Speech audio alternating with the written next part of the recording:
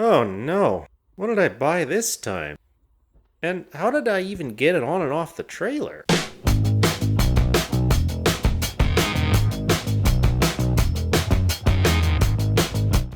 So, what is this? It's a 1988 Cutlass Supreme, and it could in fact be your grandpa's Oldsmobile.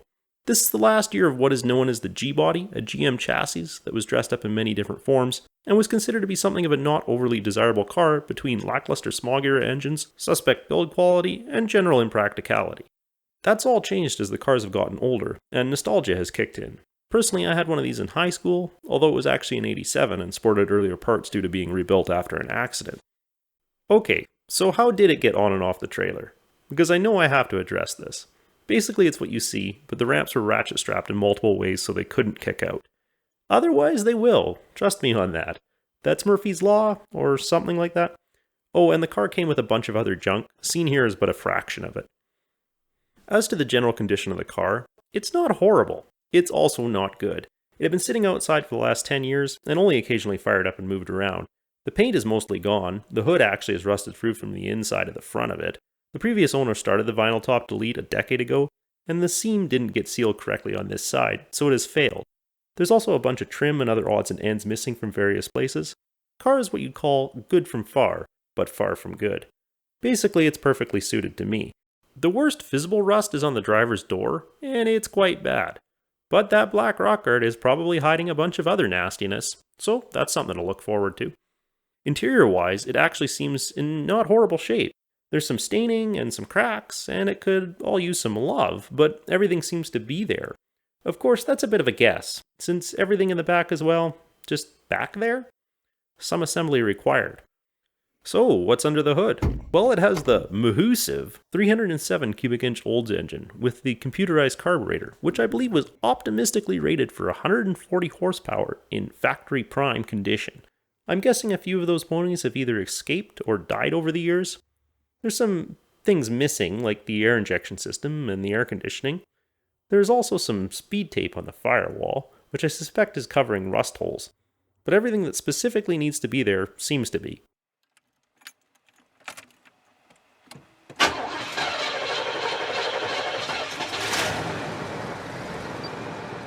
It does run quite well despite sitting for that long. The carb seems to go dry if you let it sit for a couple days though. And that old CD player still works. Sort of. But I have to mute what it's playing or the copyright overlords will take the whole $4 I'm going to make off this video away from me. And that'd be quite devastating. The thing that's really stopping me from just straight up daily driving this right now is the tires. They're not doing so well. 10 years of sitting certainly didn't help anything. I drove it around the block a few times and it shakes pretty bad. And it's no surprise when you look at them.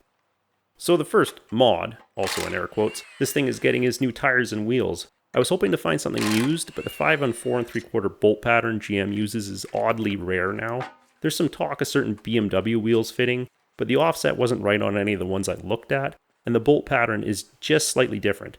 I could fix this with the mill, I do have one, but it didn't seem like it was worth it given the offset issue too.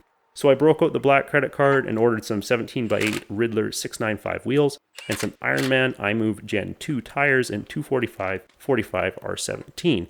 These are cheap wheels and even cheaper tires, which is definitely the place you want to skimp if you're concerned about performance. Or maybe that's not how that works.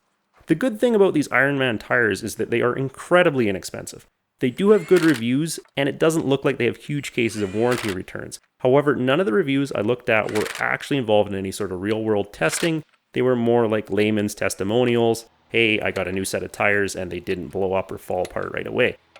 I'm not too worried though. The tires that were on this car were a death sentence in the making, and I just want to be able to cruise around in this thing. It's not a high-performance car, it won't handle like one, and there's no worry that I can't get the whole 140-ish horsepower to the ground.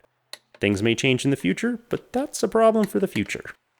Here's the before and the after. I'm actually not as sold as I hoped I would be. I think it needs to be lowered a couple inches to be more proportional. Also, the new tires are a bit taller and wider than the old ones. I was going to go with a little less sidewall, but the potholes are pretty nasty around here, so I decided I'd play it safe. With the new shoes on her, there was nothing else to do but go out for a rip. This is my happy face. Yes, that may be hard to believe, but I'm actually ecstatic right now. I don't like smiling. Smiling leads to wrinkles. Neutral expressions prevent aging. So, all in all, the car is everything I'd hoped for, which I'll admit wasn't very much. And there's a laundry list of things wrong with it. Chiefly, it has no cup holders. As to how far I will go with this, I don't know. I may just drive the car for the summer and move on, but for the time being, I'm enjoying it. I expect there will be at least 1 or 2 more videos on it. But I've broken promises before, so